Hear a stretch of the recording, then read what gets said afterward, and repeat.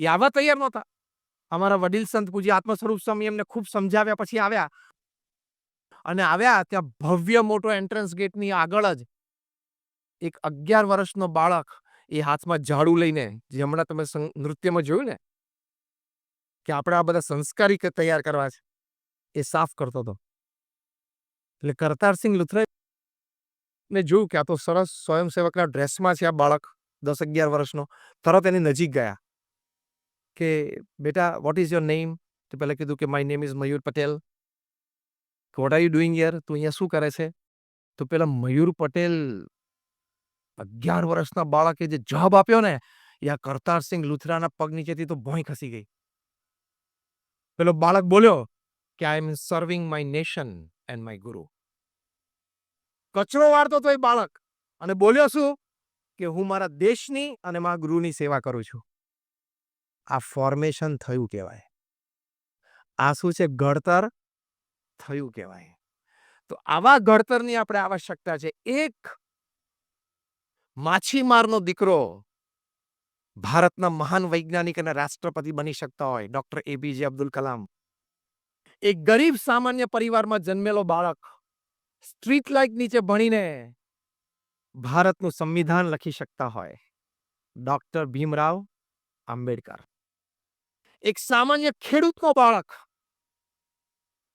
એ BAPS જેવી વિશ્વવ્યાપી સંસ્થા United નેશન્સમાં permanent status સુધી મૂકી શકતા હોય અને દર 15મા દિવસે એક સંસ્થા ઊભી કરી શકતા હોય, એ બની શકતા હોય પ્રમુખ સ્વામી મહારાજ. તો ડોક્ટર કલામ થઈ શકાય, ડોક્ટર આંબેડકરજી કહી શકાય, પ્રમુખ સ્વામી જેવા ગુણિયલ થઈ શકાય. તો આપણે એવા વિદ્યાર્થીઓનું ઘડતર કેમ ન કરી શકીએ? હવે તમારી વાત આવે છે. Front row, second row. તો આપણે એવા વિદ્યાર્થીઓની ઘડતર કેમ ન કરી શકાય? તમારા બધાના મનમાં વિચાર તો છે જ. નહીં તો તમે આટલી સારી રીતે આઈપીડીસીના કોર્સને સ્વીકારો નહીં અને અપનાવવાની તૈયારી ન બતાવો. આ વિચાર છે, પણ હવે આપણે સારી રીતે ઓર્ગેનાઇઝ રીતે સિસ્ટમેટિક રીતે આપણે એને કોર્સ રીતે મૂકીએ છીએ કે આપણી યુનિવર્સિટીમાંથી ડોક્ટર આંબેડકર તૈયાર થવા જોઈએ, આપની યુનિવર્સિટીમાંથી ડોક્ટર કલામ તૈયાર થવા જોઈએ, ડોક્ટર વિક્રમ સારાભાઈ તૈયાર થવા જોઈએ, પ્રમુખ સ્વામી જેવી ગુણિયલ વ્યક્તિઓ તૈયાર થવી જોઈએ. એ આપણી યુનિવર્સિટીનું લક્ષ્ય છે. બાકી તો 10,000 એન્જિનિયર તૈયાર કર્યા, 20,000 ડોક્ટર તૈયાર કર્યા, એ આંકડા તો બધી યુનિવર્સિટી પાસે છે. એમાં કઈ બહુ મોટી વાત નથી. એક આવી વ્યક્તિ તૈયાર કરો. When I talk to teachers, જ્યારે હું શિક્ષકોને વાત કરું ત્યારે અવશ્ય એક વાત કરું છું કે તમે ભલે 25,000 વિદ્યાર્થીઓ તમારા જીવનમાં ભણાવીને તૈયાર કરો, પણ જ્યાં સુધી ડોક્ટર કલામ કે ડોક્ટર આંબેડકર એક કક્ષાની એક વ્યક્તિ તમે તૈયાર ન કરી શકો, ત્યાં સુધી શિક્ષક તરીકે તમે અધૂરા છો. You are incomplete as a teacher if you can't produce such a national personality who contributes to this extent to the society. એક રાષ્ટ્રીય વ્યક્તિ જે સમાજને આ કક્ષા સુધી પોતાનું પ્રદાન આપી શકે એવી વ્યક્તિઓ તૈયાર કરવી છે. અને આપણી પાસે સમૃદ્ધતા છે. 540 million youths in India under 35. 54 crore પ્રજા ભારતની એવી છે જેની ઉંમર 35 થી ઓછી છે. શું ના થાય? We are the youngest nation in the world. દુનિયાનો સૌથી યુવાન દેશ ભારત છે. એટલે આ ફોર્મેશન થાય તો આ બધું જ થઈ શકે. જો ફોર્મેશન થવા માંડ્યું, ડીઆરડીઓ, ઈસરો માંથી કેવા કાર્યો થયા, કેટલા સેટેલાઇટ લોન્ચ થયા, વિશ્વ વિક્રમ એકમાં 30, 40, 100 ઉડાણો ભરીને ભારત વર્ષે પહેલી વાર જીવનમાં વેક્સિન બનાવી, અને એ પણ મહામારી દરમિયાન બનાવી. દૈવત છે આપણી પાસે. આપણે ખાલી ઘડતર જ કરવાનું છે. પહેલી વાર ભારતમાં વેક્સિન બની, સંપૂર્ણ ઇન્ડિજિનિયસ વેક્સિન, જે કોવેક્સિન ભારત બાયોટેકમાં હૈદરાબાદમાં બની તે. અને અમેરિકા જેવા દેશને પણ ભૂલથી પણ સ્વપ્નું ના આવે ને એવું કાર્ય આપણે 2 દિવસ પહેલા કર્યું. 17મી સપ્ટેમ્બરે ભારતમાં 25 મિલિયન એટલે 2.5 કરોડ લોકો વેક્સિનેટ થયા. એક દિવસમાં 2.5 કરોડ. તમે સ્ટેટિસ્ટિકલ બ્રેકડાઉન કરો ને, એટલે 17મી સપ્ટેમ્બર 2 દિવસ પહેલા એ દિવસે દર સેકન્ડે 425 વ્યક્તિઓને વેક્સિન મળી. Every second. આપણે આ વેક્સિનની વ્યાત કાઢીને ત્યાં સુધીમાં 15,000 થઈ જાય વેક્સિન. Every second 425. અમેરિકા જેવા દેશ તો મોઢું ફાડીને જોઈ રહ્યા શું કામ કર્યું ભારતે. આવી શક્તિ છે આપણી પાસે. આ તો મોજૂદ પ્રસંગની વાત છે. હમણાં જ તાજા બનેલા આવા પ્રેરણાદાયી અદ્ભુત પ્રસંગની વાત છે. તો આપણે શું ના કરી શકીએ. માટે હિંમતવાન રહેવાનું, કરેજિયસ રહેવાનું, થઈ શકે છે એવી ભાવનાથી જીવવાનું. We can do it. હું એક શબ્દ બોલું છું, મારી સાથે બોલજો. If I decide I can. Again, if I decide I can. આ વાક્ય રોજ કહેવાનું કે હું નક્કી કરું તો થાય જ. હવે ખાલી નક્કી કરવાનું બાકી છે. એ નક્કી બરોબર થાય ને એની માટે આઈપીડીસી નો કોર્સ છે. ઇન્ફોર્મેશન ટુ ફોર્મેશનની વાત આપણા જીવનમાં દ્રઢ થાય ને એની માટેનો આ કોર્સ છે. એવા ઘડતરથી આપણને આટલો મોટો લાભ થાય છે. એનામાં એનો આવો પર્સનલ ગ્રોથ થાય છે, એનો ફેમિલી ગ્રોથ પણ થાય છે, એટલે કે એના પારિવારિક જીવનમાં પણ એને ખૂબ લાભદાયી થાય છે. અમે કલ્ચરલ ફેસ્ટિવલ ઓફ ઇન્ડિયા અમેરિકામાં કરેલું. મને વોરા સાહેબે કલાકનો સમય આપેલો. હજી મારી પાસે 15 મિનિટ છે. તો ત્યાં બ્યુટીફુલ બોર્ડરલેસ વર્લ્ડ એ એક્ઝિબિશન અમે ઊભું કરેલું. એમાં શ્રવણ એનો ડાયરોમાં મૂકેલો કે શ્રવણ પોતાના મા બાપને કાવડમાં બેસાડીને જાત્રા લઈ જાય છે. આપણે એ પ્રસંગ જાણીએ છીએ. હવે અત્યારની જનરેશન તમે કહો કે શ્રવણ ને દેશ અત્યારની જનરેશનને મગજમાં એવું ઘૂસી ગયું છે કે શ્રવણ ને ઓલ્ડ ડેટેડ ને નોટ રેલેવન્ટ. આ તો બધી ભૂતકાળની વાતો, ઓલ્ડ ડેટેડ, જમાનાની જૂની, આજે કે એનો કઈ સંદર્ભ નહીં. પણ ત્યાં અમારા સ્પોર્ટ ગાઈડ્સ આ બધી વાતો સમજાવતા હતા. ત્યાં મિડલસેક્સ કાઉન્ટી કોલેજના ગ્રાઉન્ડમાં જે એક્ઝિબિશન હતું એના એક સેક્રેટરી બેન મિસ સિલ્વિયા એ આ એક્ઝિબિશનમાં આવ્યા. એમણે આ શ્રવણની વાત સાંભળી. ત્યાં ધ્રુસકે રડી પડ્યા. તે આપણે સ્વયં કીધું કે બેન હું તમને કઈ મદદ કરી શકું કે ના. ત્યાંથી સીધા બાદ પાર્કિંગ લોટમાં ગયા, ગાડી લઈને સીધા ઓલ્ડ એજ હોમમાં ગયા, ઘરડા ઘરમાં. અને મા બાપને કીધું ગાડીમાં બેસી જાઓ. એને મા બાપને આશ્ચર્ય થયું. પહેલા તો એમ લાગ્યું કે આ અવસ્થામાં છે. તો કે ના આમ તો સજાગ છે કે. તો કે હું તમારા કપડાં અને દવાઓ બધું રૂમમાંથી લઈ લઉં છું, તમે ગાડીમાં બેસી જાઓ. તેમને આશ્ચર્ય થયું કે આ કેવી રીતે બની શકે. પછી એને કીધું ગાડીમાં બેસીને કે from today I am not your Sylvia, I am your Shravan. તેના મા બાપને આશ્ચર્ય થયું કે શ્રવણ શું. એટલે સીધી ગાડી લઈને એ એક્ઝિબિશનમાં આવ્યા અમારા ઉત્સવ સ્થળે. અને ત્યાં પ્રદર્શનમાં એમના મા બાપને દેખાડ્યું કે આ જગ્યાએથી આ વાત સાંભળીને, આ શ્રવણનું ચરિત્ર સાંભળીને મને પ્રેરણા મળી. એટલે હવે હું આજીવન તમને ઘરમાં જ રાખીશ, તમારે ઘરડા ઘરમાં નથી જવાનું, અને હું તમારી આજીવન સેવા કરીશ. આ ફેમિલી વેલ્યુઝ આઈપીડીસીમાં શીખવાડવામાં આવે છે. એનું ઘડતર થાય છે. બહુ વર્ષો સુધી, લગભગ 12-15 વર્ષ સુધી એના મા બાપ જીવ્યા. ત્યાર પછી પણ એને ઘરે રાખીને એમની સેવા, એ આપણી સંસ્કૃતિની છે. તમે શ્રવણ, પ્રહલાદ, નચિકેતા, ધ્રુવની વાતો તમારા બાળકોને નહીં કરો અથવા સ્કૂલમાં નહીં ભણાવો તો શું ખાલી આપણે ભણેલા ભૂત તૈયાર કરવાના છે કે એનામાં લક્ષણો ના હોય, એના સંસ્કાર ના હોય? જો બુદ્ધિમત્તાની કઈ બહુ મોટી વાત નથી. દુનિયામાં દરેક વ્યક્તિ બુદ્ધિશાળી છે. આવડતની કોઈ કમી નથી. દુનિયામાં દરેક વ્યક્તિ પાસે નાની મોટી આવડતો છે જ. ખામી અને કમી એ સંસ્કારની છે, એ ઘડતરની છે. એ આપણે દ્રઢ કરાવવું છે.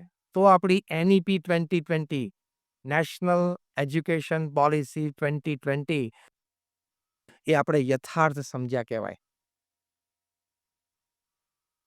એનઈપી 2020 એ બહુ આદર્શ રીતે તૈયાર થયેલી છે.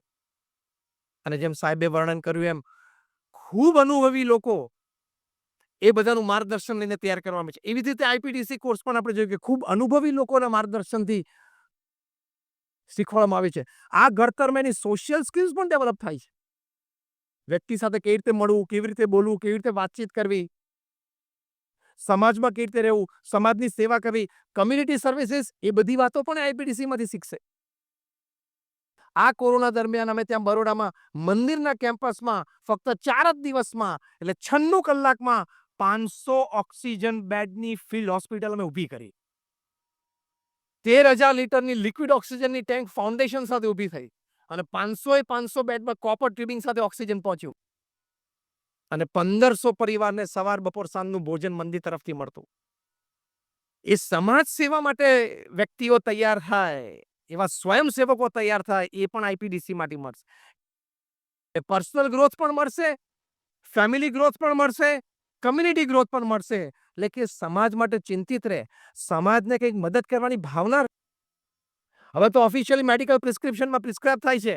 કોકને કંઈક દર્દ હોય, તમે એમ કહો મને કેરનો દુખાવો છે, તો એ ડોક્ટર તમને જે કે 2-3 દવાઓ લખે ને, એની પાછળ એક દવા લખે 2 hours of social service every week. આ પણ એક દવા છે. અઠવાડિયે 2 કલાક સમાજ સેવા કરવી અને પછી એક લખે કે રોજ ભગવાનને પ્રાર્થના કરવી. આવા પ્રિસ્ક્રિપ્શન હજારો ડોક્ટર્સ લખે છે કે 2-3-4 દવા જે તમને લખવાની એ લખે, પછી 2 મુદ્દા લખે, 2 કલાકની અઠવાડિયે નિસ્વાર્થ સમાજ સેવા. કેમ ચલાવવાનો? સમાજ સેવા અને રોજ ભગવાનને પ્રાર્થના. તો એક કમ્યુનિટી સમાજ તરફ, સમાજ માટે જવાબદાર વ્યક્તિઓ તૈયાર થાય. 2 સારા કામ કદાચ ઓછા કરશે તો ચાલશે, પણ ખોટું કામ કરે ચાલે. એથિકલી રાઈટ વ્યક્તિઓ તૈયાર થાય. એટલે કે નીતિ નિયમ સિદ્ધાંતને વળગેલી વ્યક્તિઓ. અગેન હું એક વાક્ય રિપીટ કરું છું. સંસ્કાર વગર ભણેલા ભૂત તૈયાર થાય. ભણતર હોય પણ એથિક્સ ના હોય એટલે યસ રાતોરાત નો થઈ જાય. ખબર પડી શું બોલ્યો? યસ બેંક રાતોરાત નો બેંક થઈ ગઈ. ચલાવનારા ઓછા બુદ્ધિશાળી નહોતા. London school of economics, LSE graduate, London school of ઇકોનોમિક્સમાંથી માસ્ટર્સ, પણ કૌભાંડનો કોઈ પાર નહીં. જે બધા બેંક સાથે ચેડા કરે છે બધા બુદ્ધિશાળી છે, હોશિયાર છે. એની જ બુદ્ધિ સવડી વાપરે તો ઘણું સારું કામ કરે. પણ આપણા વિદ્યાર્થીઓનું આપણે ફોર્મેશન કરવું છે કે બેટા ગમે તેટલો લાભ થતો હોય પણ નીતિ નિયમ સિદ્ધાંત ચૂકીશ નહીં. આ ફોર્મેશન. જેને બેંક સાથે ચેડા કર્યા બધા દેશ છોડ્યો કે નહીં? કોક લંડન ભાગી ગયા, કોક કેરેબિયન આઇલેન્ડ ભાગી ગયા. નામ યાદ આવી જાય છે ને તો વાંધો નહીં, પાછા લાવવાના છે, આવશે. 1-2 જણાની એક્સ્ટ્રાડિશન ટ્રીટી યુકેની હોમ સેક્રેટરીએ સાઇન કરી દીધી છે, એટલે બહાર અહીંયા ભવ્ય સ્વાગત એમનું કરવાનું છે. એ આવીને મોઢું ખોલશે એટલે એને તકલીફ ને ઘણા બધાને તકલીફ પડવાની છે. અને તિહારમાં એક સરસ કમરો તૈયાર થઈ ગયો છે એમની માટે, રહી શકે એ રીતે. જેને ક્રિકેટમાં બોલ સાથે ચેડા કર્યા ને એ બધે ક્રિકેટ છોડવું પડ્યું. ટેન્ટ ઉપર ઘસવાના બદલે પતરી ઘસે. સીસીટીવી પકડી ગયું. ઓસ્ટ્રેલિયાના કેપ્ટન સ્ટીવ સ્મિથ અને ઓપનિંગ બેટ્સમેન ડેવિડ વોર્નરની વાત કરું છું. બહાર 1 વર્ષ માટે બેન, કેપ્ટનસી ગઈ. 3.5 વર્ષ થઈ ગયા. 2018માં પ્રસંગ બનેલો સાઉથ આફ્રિકામાં. 3.5 વર્ષથી કેપ્ટનસી આવી નથી. Whoever you are, whatever you are, if you play with ethics, you can become zero from hero within second. નીતિ નિયમ સિદ્ધાંત સાથે કોઈ ચેડા નહીં. 2 સારા કામ ઓછા થાય તો ચાલશે, પણ એક ખોટું કામ ના થવું જોઈએ. એ વિદ્યાર્થીઓને નાનપણથી ધરબી દેવું ને એ ફોર્મેશન કરવાનું છે આપણે. કે ગમે તેવી લોભામણી લાલચ હોય પણ એ નીતિ નિયમ સિદ્ધાંત, red light is red light, you can't cross. Traffic light ઉપર રેડ લાઇટ હોય એટલે તો વચ્ચે એક પ્રસંગ યાદ આવે એટલે કહું. એકવાર દુનિયાભરના બધા ટ્રાન્સપોર્ટ મિનિસ્ટરોની મીટિંગ થઈ ગયેલી. એમાં ટ્રાફિકની સમસ્યાની એક ચર્ચા હતી. ઘણી બધી ચર્ચા હતી એમાં ટ્રાફિકની સમસ્યા. એમાં ઇટાલીના ટ્રાન્સપોર્ટ મિનિસ્ટરે બહુ સરસ વાત કરી. એ કે અમારે રોમ શહેર છે ને ત્યાં બધા ટ્રાફિક લાઇટને સરસ માન આપે છે. લાલ લાઇટ હોય તો ઊભું રહેવું, ગ્રીન થાય પછી જવું. એટલે કે in Rome traffic lights are instructions. Instruction એટલે તમારે ફોલો કરવી જ પડે ને. ઉપરથી ઇન્સ્ટ્રક્શન આવે એટલે તમારે ફોલો કરવાની જ હોય. ઇટલીનું જે બીજું શહેર છે ને નેપલ્સ, નેપલ્સમાં ટ્રાફિક લાઈટ છે ને સજેશન છે. સજેશન કેવું કહેવાય? સુઝાવ. એ તમે કદાચ અપનાવો હોય ખરા ના અપનાવો. એટલે કે ત્યાં અમારે ટ્રાફિક ગરબડ છે. અને અમારી જે માફિયા સિટી છે ને 3જા નંબરની સિટી ઇટલીની સિસિલી. સિસિલીમાં આ ટ્રાફિક લાઈટ છે ને એને લોકો ક્રિસમસ ડેકોરેશન સમજે છે. લાલ પીળી લેવી હા કરે. એટલે કે કોઈનું કોઈ માન સન્માન જ નથી. જો ત્રણેય શહેરોમાં રોમ, નેપલ્સ એન્ડ સિસિલીમાં ટ્રાફિક લાઈટ તો એ જ હતી. નાગરિકનો અભિગમ એના પ્રત્યે શું હતો ને એની પર વ્યવસ્થા ગોઠવાની. એનું ફોર્મેશન થયું ને ઇન્ફોર્મેશન તો ફૂલ હતી હો બધી. કે ભાઈ લાલ લાઈટ, પીળી લાઈટ, રેડ લાઈટ હોય પછી એમ્બર થાય, એમ્બરમાંથી ગ્રીન થાય. એ બધી માહિતી હતી. પણ ફોર્મેશન નહીં થયેલું ને એટલે રોમમાં એને ઇન્સ્ટ્રક્શન તરીકે જોતા હતા. નેપલ્સમાં એને સજેશન તરીકે જોતા હતા અને સિસિલીમાં એને દિવાળીનું ડેકોરેશન લાલ પીળી થયા કરે. બાલ્કનીમાં સીરી લટકાવી હોય ને બધાએ એવું થયા કરે. એટલે ફોર્મેશન એમાં આ છે એથિક્સ. મુખ્ય ફોર્મેશન આ છે. એની માટે અધ્યાત્મની જરૂર છે. એટલે પહેલા આપણે પર્સનલ ગ્રોથની વાત કરી, ફેમિલી ગ્રોથની વાત કરી, કમ્યુનિટી ગ્રોથની વાત કરી અને છેલ્લે હવે આ વાત કરવાની કે એનો સ્પિરિચ્યુઅલ ગ્રોથ થાય, એનો આધ્યાત્મિક વિકાસ થાય. સ્ટીફન કોવી આટલા મોટા મેનેજમેન્ટ ગુરુ, 7 હેબિટ્સ ઓફ હાઈલી ઇફેક્ટિવ પુસ્તક લખ્યું, પછી એમને બીજું પુસ્તક લખ્યું ધ 8th હેબિટ. 2006 ને એમાં આ પુસ્તકના પ્રચાર માટે ભારત આવેલા. મુંબઈમાં ઓબેરોયમાં એમનો સેમિનાર હતો. 23,000 રૂપિયાની એક ટિકિટ હતી એમને સાંભળવા માટે. અને ટિકિટ 24 કલાક પહેલા ઓપન થઈ અને 86 સેકન્ડમાં 700 ટિકિટ વેચી ગઈ આખા ભારતમાં. એક ટિકિટ 23,000 રૂપિયાની. પેક્ડ ક્રાઉડ ઓબેરોયમાં એમને સાંભળવા માટે. 6 કલાકનો સેમિનાર. એમાં પોતે તો 1-1.5 કલાક જ આવ્યા હશે વચ્ચે વચ્ચે ટુકડા, બાકી બધું વિડીયોથી અને એમના મેનેજર સમજાવી દેતા હોય. બીજે દિવસે ડીએનએ ન્યૂઝપેપરમાં આર્ટિકલ આવેલો. એ આર્ટિકલ છે મારી પાસે. એ આર્ટિકલમાં વચ્ચે એક બોક્સ આઇટમ હતી. એમાં લખેલું હતું કે તમને કદાચ ગઈકાલે સેમિનાર ના ભર્યું, તમે આર્ટિકલ વાંચી લો. અને કદાચ તમને આર્ટિકલ વાંચવાનો ટાઈમ ન હોય તો વચ્ચેની આ બોક્સ આઇટમમાં એક લાઈન અમે લખેલી છે, તમે વાંચી લો. એમાં 6 કલાકનો સાર આવી ગયો, આ પુસ્તકનો સાર આવી ગયો. સ્ટીફન કોવી 5 દિવસ ભારતમાં રહેલા, 4 સેમિનાર કર્યા એમને અને 6 કરોડ રૂપિયા કમાઈને જતા રહ્યા આ પુસ્તકના પ્રચાર માટે. એ પુસ્તકનું મુખ્ય વાક્ય શું હતું? તો સ્પિરિચ્યુઆલિટી, અધ્યાત્મ. એ મુખ્ય વાક્ય બોક્સ આઇટમમાં લખેલું, don't expect others to change. First change yourself, others will follow. સામેવાળી વ્યક્તિ મને અનુકૂળ થાય અપેક્ષા તમે પછી રાખો. પહેલા તમે સામેવાળી વ્યક્તિને અનુકૂળ થવાનો પ્રયત્ન કરો. એ સામેવાળી વ્યક્તિ આપોઆપ તમને અનુકૂળ થવાનો પ્રયત્ન કરશે. આના 6 કરોડ લીધા અને મેં તમને મફતમાં કીધું, બોલો. કારણ કે આ અમારા ફોર્મેશનમાં છે. અમારા ગુરુ યોગીજી મહારાજ એમના પુસ્તક યોગી ગીતામાં લખ્યું છે, કટ વળી જવું, પોતાનો એકડો સાચો રાખવો નહીં. યાદ થયું. પણ જરા પેલું 3 પીસ સૂટ પહેર્યો હોય, સ્ટીફન કવીએ ટાઈ પહેર્યું હોય, કોલર માઇક ચાલતું હોય, ચાલતા ચાલતા વાત કરે ને એના 6 કરોડ છે. બાકી વાત તો આપણી જે જ છે એની. અમારી યોગીજી મહારાજ 1941માં જે વાત કરી ને એ સ્ટીફન કોવીએ 2006માં કરી છે. પણ પેલું 3 પીસ સૂટ અને ચાલતા ચાલતા વાત કરવાની, એના પૈસા ચડે છે. What I mean to say કે અધ્યાત્મ આપણી પાસે આપણા રગે રગમાં છે. આપણા મહાપુરુષોએ આપણને આપેલું છે. એ અધ્યાત્મના સંસ્કાર પણ એને આપવાના. એ સ્ટીફન કોવી બહુ સરસ વાત લખી છે. એમને લખ્યું, કારણ કે one of the most decorated management gurus in the world. Stephen Covey એટલે શ્રેષ્ઠ મેનેજમેન્ટ ગુરુ કહેવાય. બહુ સરસ શબ્દ એમને લખ્યા છે કે we feel that we are human beings on a spiritual journey. No, we are actually spiritual beings on a human journey. આપણે માનીએ છીએ કે આપણે માણસ છીએ અને કંઈક થોડીક આધ્યાત્મિકતા 70-80 વર્ષમાં શીખશું, એવું નથી. આપણે એકચ્યુઅલી આધ્યાત્મિક અસ્તિત્વ છીએ અને 60-70 વર્ષની એક નાની ટૂંકી માનવ યાત્રા માટે પૃથ્વી ઉપર આવ્યા છીએ. બાકી છીએ તો આપણે આધ્યાત્મિક અસ્તિત્વ. હવે આ મેનેજમેન્ટ ગુરુ વેસ્ટમાંથી આ કહેતા હોય તો આપણે તો આ વેદ ઉપનિષદની વાતો ઘરે ઘર છે. એટલે આધ્યાત્મિક જ્ઞાન પણ એને આપવાનું. એટલે બધા શિક્ષકો ઘણા અહીંયા બેઠા છો, એક છેલ્લી વિનંતી એ કરવાની. તમારે ક્લાસમાં કેટલા મિનિટનો પીરિયડ હોય છે? Let's talk practical. હવે આપણે વાસ્તવિકતા ઉપર આવે. 40 મિનિટનો. તમારે 40 મિનિટનો પીરિયડ 40 પ્લસ 0 નહીં રાખવાનો. 40 મિનિટનો પીરિયડ 35 વત્તા 5 રાખવાનો. 40 is not 40 plus 0. 40 is 35 plus 5. તો એ શું? 35 મિનિટ તમારે તમારો વિષય ભણાવવાનો. જે વિષય ભણાવવાનો છે એને પૂર્ણ ન્યાય આપવાનો. અને છેલ્લી 5 મિનિટ છે ને આવી પ્રેરણાદાયી વાતો કરવાની. તો તમે પોતે આઈપીડીસી બની જશો.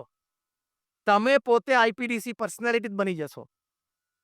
દરેક શિક્ષક આઈપીડીસી જ બની જશે. છેલ્લી 5 મિનિટ આવી સારી વાતો કરો ને.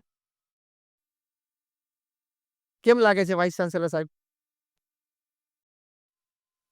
હા, બિલકુલ યોગ્ય છે કે છેલ્લી 5 મિનિટ આવી પ્રેરણા. એની માટે ટીચર્સે પણ અપડેટેડ રહેવું પડે કે ભાઈ એક વિષય આપણે ભણાવીએ છીએ 5-7 વર્ષથી ભણાવીએ છીએ એટલે એમ ગર્વ લે કે હું ખાલી ચોક લઈને જ જઉં છું ક્લાસરૂમમાં અને હું વગર નોટ્સે વગર ટેક્સ્ટ બુકે ભણાવી શકું છું. એ ગર્વ સારો છે. તમે તમારા વિષયમાં ઊંડા ઉતર્યા છો એની માટે તમને ધન્યવાદ છે. પણ સાથે સાથે એક 5 મિનિટનો પ્રેરણાદાયી પ્રસંગ પણ દરરોજ એક નવો કહી શકો ને, એ અપડેશન શિક્ષકો માટે પણ જરૂરી છે. Do you agree with me or not? If yes, you are starting from tomorrow. Yes or no? Vice chancellorship permission granted? બસ હા, એમને હા પાડી છે એટલે પરમિશન ગ્રાન્ટેડ. એટલે આપણે આપણી યુનિવર્સિટીના મુખ્ય ઓથોરિટી વ્યક્તિ તરફથી પરમિશન ગ્રાન્ટેડ છે. તો આઈપીડીસી ને ફોર્સ મળશે, તો આવા વિદ્યાર્થીઓ તૈયાર થશે અને આવા નાગરિકો તૈયાર થશે. 5 minutes. So now your period is not 40 plus 0. Your period is 35 plus 5. તમને સ્વપ્નમાં પણ ખ્યાલ નહીં આવે કે આ 5 મિનિટ કેવી કરામત કરશે. એ તમને 20-25 વર્ષ પછી કોઈ વિદ્યાર્થી મળશે ને કે સાહેબ મને ઓળખ્યો? તમે કહો કે ના, કારણ કે તમારે તો બધા હજારો વિદ્યાર્થી પસાર થઈ ગયા એટલે સ્વાભાવિક છે, સમજી શકીએ કે સાહેબ હું તમારો વિદ્યાર્થી આ વર્ષમાં હું ભણતો હતો. પણ તમે પેલી જે સરસ પ્રેરણાદાયી વાતો કરતા હતા એમાંથી આ એક વાત મને બહુ ગમી ગઈ અને મેં પ્રયત્ન કર્યો તો આજે હું આ સ્થાને પહોંચ્યો છું. એવું તમારા 75-80 વર્ષની ઉંમરે કોઈ વિદ્યાર્થી આવીને તમને કહે તો તમારી માટે શિક્ષક તરીકે સૌથી મોટું ગૌરવ આ બનશે. હા કે ના? એવું ગૌરવ તમે લઈ શકો ને એની માટે આઈપીડીસી નો કોર્સ છે. Information to formation. એની માટે આ કોર્સ આપણે કરીએ છીએ. અને આઈપીડીસી જો ને બધા વિદ્યાર્થીઓને કેટલો લાભ મળ્યો. વિદ્યાર્થી અત્યારે ત્યાં પીપી સવાનીસ કોલેજમાં ભણે છે સુરતમાં, જ્યાં મેં પહેલી વખત લોન્ચ કર્યો કોર્સ. કટારિયા, પ્રસ્મિત કટારિયા. એ નાગપુરમાં ભણતો હતો, મૂળ નવાપુર નાગપુરનો, ત્યાં મહારાષ્ટ્રનો છે. તો ત્યાં ફિઝિયોથેરાપીનો કોર્સ પણ વોટ એવર ઇસ્યુ થયા હશે સિનિયર ટીમ સાથે, ટીચર સાથે, પણ એ વારે વારે ફેલ થાય.